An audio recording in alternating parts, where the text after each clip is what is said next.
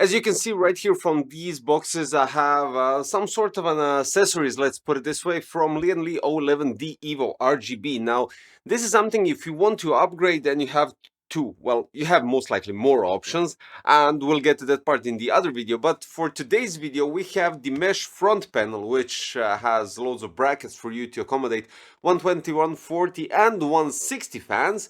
And we have this thing right here, which is additional IO kit V2. So let's break it down. I'm going to open the V2 kit right away. Of course, you get a bottom bracket and you get additional ports which consist of USB 3.0. You have additional USB Type C. So this is if you, for some instances, need an additional ports here on the side or somewhere on the front. It depends how you organize everything, but it's possible to grab that. I'll link this one in the description below so you can check that out. But the main part of this video is the mesh front.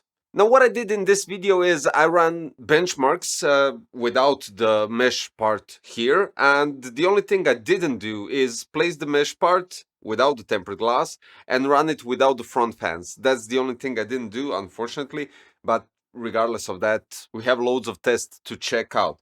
So the front fans, the front mesh part, it doesn't have a dust filter, as already stated. It's a fine mesh, so it's small enough. I think I covered that in the last couple of videos, so I don't have to repeat myself.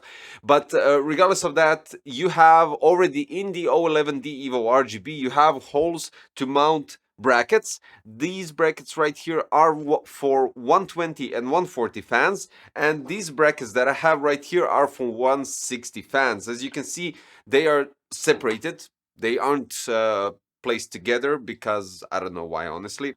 Maybe it's easier for installation, but for instance, when I place these ones on these brackets, I actually place them outside of the box, and yeah, it kind of did work without any problems. You just have to be careful when adjusting the difference, the height of the fans, and to have equal bracket, let's say, stands, so you can place it inside the case. Now, what's the catch? The 160, as you can see, doesn't have any extrusion because you'll be most likely tying up the screws from the front, and you're placing the fans at the rear for the inner part. For the 120 and for the 140, you have a bit of a dent in, which is enough to place the fans 120 or 140. And since they already, let's say, dent in those brackets for the fans, you have 4.1 centimeters of clearance from the mesh to the bracket where you tie up the fans. The thing is, why you want and why you need to tie up the fans 120 and 140 outside of the chassis,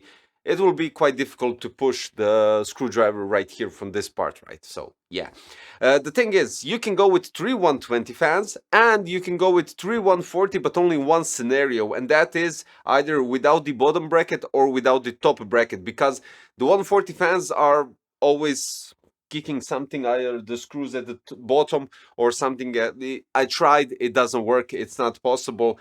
I thought maybe if I remove the thumb screw or if I remove the bottom bracket and then place the front, it could be possible, but unfortunately it isn't. Maybe slight modding could be managed and you could do it, but yeah, this is it. So 3 120, 3 140, or in this scenario when you have top and bottom bracket, 2 140 and 2 160 with these brackets.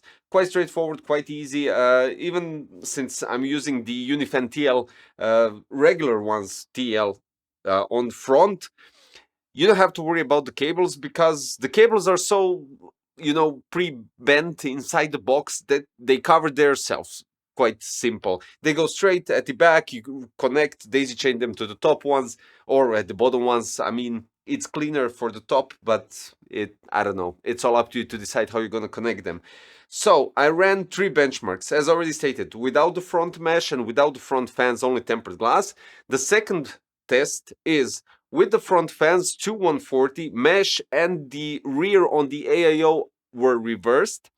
And then I got intrigued and I wanted to check out something else. So the front fans, regular position, as you can see, and the side fans on the AIO are placed in regular, so they aren't reversed, they are actually exhausting air. Why did I decide to do that? First of all, we have an intake right here at the bottom, we have an intake in front, that's 3120 and 2140, and at the top we have 3120 as an exhaust, and here we have another 120 as an exhaust as well. So I said, is it really necessary to have 6 120 as an intake and 2 140 as an intake? Why not just go with 7 exhaust fans? And I think this is 5 intake, but I'm taking into consideration these are 140. They can blow much more air than 120. So let's put it this way, 6 compared to 7. I think that should be somewhat optimal, right? So the results are quite interesting, and I do have to say, the difference isn't that huge, I would say, also because compared to the regular position when the radiator is on the side and having the front tempered glass is such a small upgrade when we're talking about the front mesh that it's totally, I would say, almost not even worth mentioning. But I did notice a bit of a difference when I reversed the fans to the regular position on the side. So AIDA 64 with tempered glass, 88 degrees Celsius, 4800 megahertz clock speed, and the GPU was 65. Mesh reversed fans, so we have mesh front panel and reverse fans on the AIO. That's too much of an intake. 86 degrees on the CPU, 4825 clock speed, and 63 GPU. So it's kind of interesting because we have loads of fans actually blowing inside your GPU, and that's better for it. But when we go with the mesh front panel and the regular orientation of the side fans, we have 85 degrees on the CPU, 4825 clock speed, and 66 GPU. So it kind of, I don't know, it kind of takes the air right before the GPU hits it. So yeah, there's that. But when we go into Cinebench R23, with the tempered glass, 80 degrees Celsius, 5000 megahertz clock speed, mesh reverse fans on the side, 81 degrees 2 times, and then we have 82 degrees throughout the whole benchmark, 5000 megahertz clock speed, and in the mesh regular position of the side fans, 80 degrees and 5025 megahertz clock speed throughout. So the scores with the first two, tempered glass versus meshed and reverse side fans, were, I would say, almost by 50 Cinebench points. So it's not that drastical, and you wouldn't notice it. The only way you benefit is with GPU and a bit of a CPU performance. But when we go with the exhaust on the side, blowing actually cold air through the processor, it kind of does benefit even by 100 Cinebench points and same thermals, but a bit higher clock speed. So you do get benefits in those terms. So it was quite interesting to check it out and to check out that not only the front panel makes sense, but also the side position of the fans does make sense. The only way that I could get more information is if I place the AIO radiator on the top. Now it's on the side, just like in O11 Vision, and here it would be a bit quite interesting, and I do have to say this is now intriguing me again.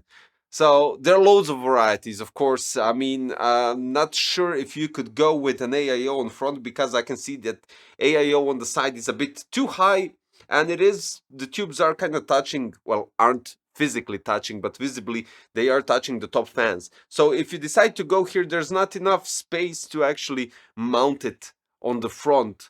So it can be only used for an intake, and that's it. So let's just repeat: 3120, 3140 if you don't use either bottom or top bracket. I think that's it. And if you do, then you have to go with 2140. And if you decide to swap up the brackets, you can go with 2160, which definitely would benefit even more because they will blow much more air inside. But then again, if you go with something that you already, for instance, have a certain type of fans inside your case, for instance, like I have Unifan TL and TL LCD, you're not going to place any other fans in front just by aesthetical reasons. That's why I'm mentioning it. But most of you guys will understand. The guys that are after performance, of course, you'll understand why 160 would go in perfectly. So yeah, there's that. Quite interesting, and I'm really loving the mesh possibility because it does give you option for that as well. And the cool thing is, and of course they had to do it because of the tempered glass, side panel is also cut by 45 degrees. the steel panel is also cut by 45 degrees. So it is kind of cool. I do have to say, they think of everything and they kind of implement everything properly, gives you an option to basically do what you want with it. It kind of reminds me now of the O11 Air Mini, if I'm not mistaken. Yeah, it kind of does. So guys, that's it for today. A bit of, I would say, interesting benchmark to check out and to see the potential accessories that you could do with your O11D EVO RGB, and of course play around with the radiator position, play around with the fan position and stuff like that. You now know what kind of will benefit you, but of course you do have to try out the top position of the radiator as well. The links for the accessories, I'll try to find them and place them in the description below, as well as the O11D EVO RGB.